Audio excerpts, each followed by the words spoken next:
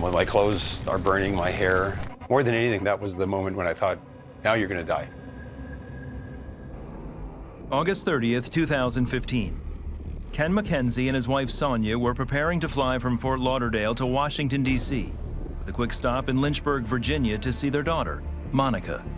Ken had over 36 years of flying experience in the Royal Canadian Air Force and later for commercial airlines in Canada and the U.S.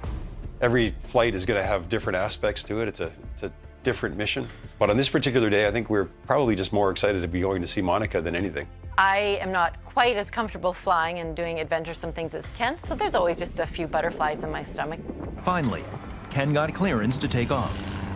We got to about 3,800 feet when I was doing my internal scan of the instruments, and I noticed that the oil pressure was significantly lower than it should be. Oil pressure on the aircraft should be 60 pounds per square inch, and this was actually 9. At once, Ken radioed the tower and turned back toward the airfield. When I heard him say 864 Kilo Mike declaring emergency, it's like a lump just went right here. We were planning as if the engine would fail and hoping that it was just an indication issue and that we would be able to land and find that, oh, some probe was not functioning well. I never really thought this is how we die. I knew I was really, really nervous, but we have to come out of it. We're going to come out of it. I called air traffic control and said, we had the airport visual. And they said, we confirm you have the airport visual, switch to Fort Lauderdale Executive Tower.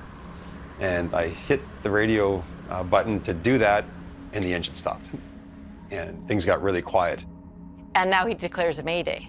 That's a new level of now the anxieties is super intense. My first responsibility is to figure out how to get us on the ground safely. Can I make the runway? No. Can we land in the town? Because we're right over Fort Lauderdale, but that's probably not going to go very well. Very, very fast airplane, and when it touches down, it's really moving fast. It's doing over 100 miles per hour.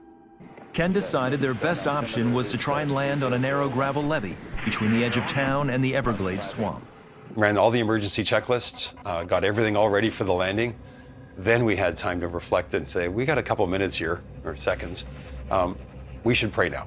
I knew at the time I didn't need to have an eloquent prayer. Dear Father, I'm in this time of need. He clearly knew, so I just said, oh God.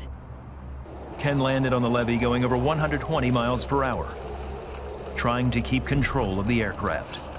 We started bouncing all over the place. We slowed to about 55 or 60 knots, and the nose starts to drift to the left because as it slows down, I'm starting to lose directional control. We've got this really strong crosswind, and then the left landing gear fell off the top of the levee, and it broke off. And we spun around really quickly, almost to that the wind was knocked out of me. When I looked over Sonia's shoulder to see where we were going, all I saw was flames. And we came to a stop, and now the entire airplane's engulfed in flames. I thought, we might not get out of this alive. I remember being really, really hot, warm, and the screen in front all red. That's when it went through my head, oh, this is how it feels to die in an airplane crash. I stepped out onto the wing's on fire. The first thing I felt was pain, and it started with my leg, and as I got the rest of my body out, it went to my arm, and it went to my head and my chest, and just intense pain, unlike anything I'd ever felt before.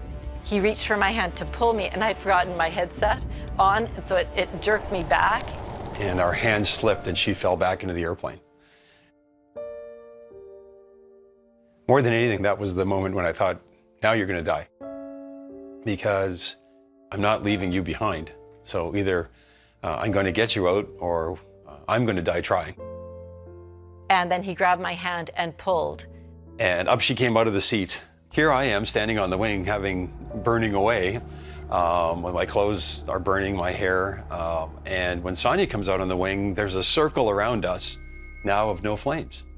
Then the fire parted, leaving a clear path to the canal.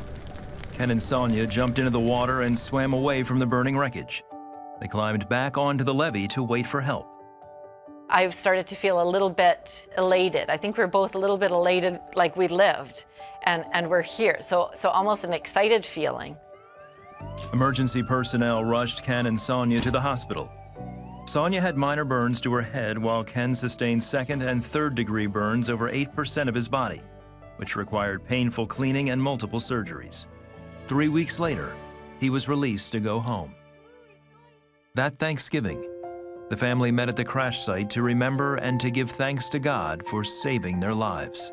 All I could feel was a sense of foreboding as to what could have happened and a sense of true gratefulness and joy. We gathered in a circle and prayed and thanked God for keeping us alive. And so it was kind of almost more a celebration, being happy we made it.